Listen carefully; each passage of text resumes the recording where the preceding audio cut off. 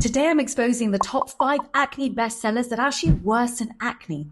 I've reviewed hundreds of acne products in order to make today's video for you. Now, skin of color is different to Caucasian skin. That's great, Dr. B, but actually, what's the best routine for acne? We have larger melanocytes, the cells that produce the pigment melanin, and they are easier to trigger. I always say one scratch, one bite, or one burn, and we hyperpigment. This means that when it comes to acne products, we have to ensure not only does it tackle the acne, it also tackles the acne scars, and it doesn't burn the skin. I'll reveal as a formulator why big brands get away with this, how to read ingredients lists in your skincare, the ideal acne key ingredients and my favorite products. And of course, this is a non-sponsored channel. I don't accept money from anyone ever, which means all the recommendations I give you are evidence-based. I'm also in the comment section for 1 hour at the launch of every YouTube video, so come and ask me your questions. Don't forget to subscribe and hit that notification bell so you know when I'm here. You're probably wondering how it's possible for big brands to produce poorly performing products. The reason is that drug regulation is much stricter than cosmetic regulation.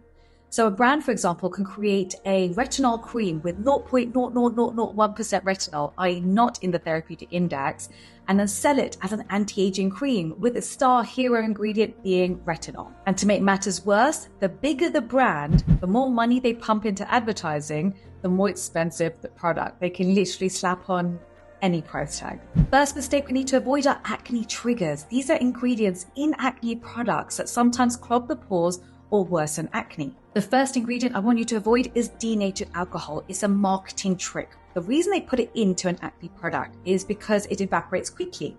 And so you get that quick, dry feeling. The problem is it tends to trigger more acne because there's a negative feedback loop. When there's less sebum on the skin, it actually tells your glands to produce more sebum.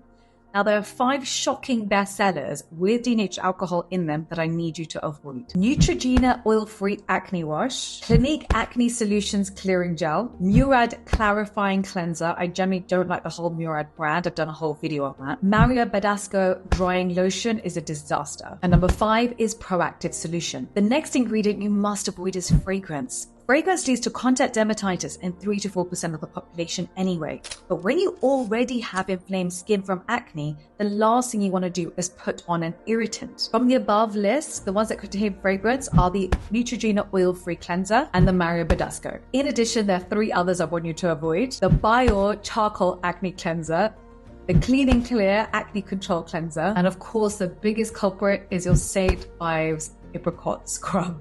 Avoid all scrubbing. The skin is sensitive. The last thing you want to do is use a physical scrub on the skin. The only chemical exfoliator I actually want you to be using really is salicylic acid or a large molecular weight AHA in order to resurface the skin and brighten the skin. I also want you to avoid essential oils. Essential oils can also be irritants. The big ones is a Proactive Solution, which has got tea tree oil, which can be antibacterial, which is good for marketing, but can also be irritating. The next one is Clean and Clear Acne Cleanser, which has got lavender oil in it. Avoid.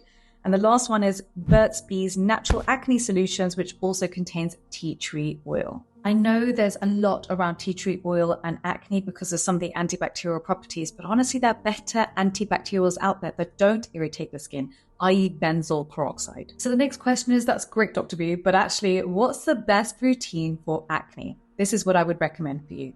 In the AM, start with your CeraVe Hydrating Facial Cleanser, then your salicylic Leave-On 2% Exfoliator. There are lots of brands that do good fragrance-free versions, such as Paula's Choice or The Ordinary or Minimalist if you're in India. I would then move on to your treatment, which would be your benzoyl peroxide gel. Again, make sure it's fragrance-free. I like Acne Side as a brand. Then you move on to your moisturizer. I love the Me Plus Niacinamide Moisturizer. It's non-comedogenic, plus you're getting niacinamide in there, which helps to control sebum production. Moving on to your SPF 50, I love mineral sunscreens, i.e. zinc oxide, because they're anti-inflammatory. So for example, if you want a tinted sunscreen, I would say go for the Color Science.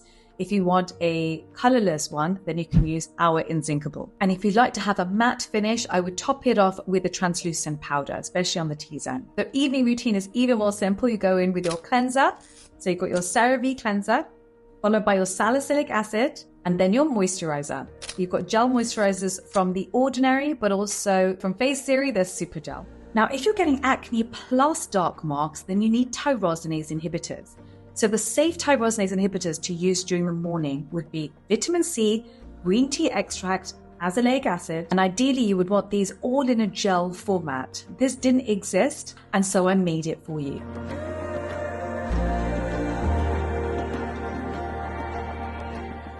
And in the evening, you also want tyrosinase inhibitors, but you want them to be slightly more powerful, i.e. with vitamin A. You don't use vitamin A during the daytime, so that's your retinol, retinaldehyde. So again, my dream for your PM gel for acne would include retinol, vitamin C, alpha-arbutin, phytic acid, and octadecanoic acid. And ideally, again, you would want this in a gel format, so it's non-comedogenic, but it also hydrated. This again didn't exist, so I made it for you. Don't forget to download your free guide for Skin of Color below. I've got a whole acne series on YouTube for Skin of Color, so please do watch that. And you can also come and ask me your questions on Instagram. Take care. Bye.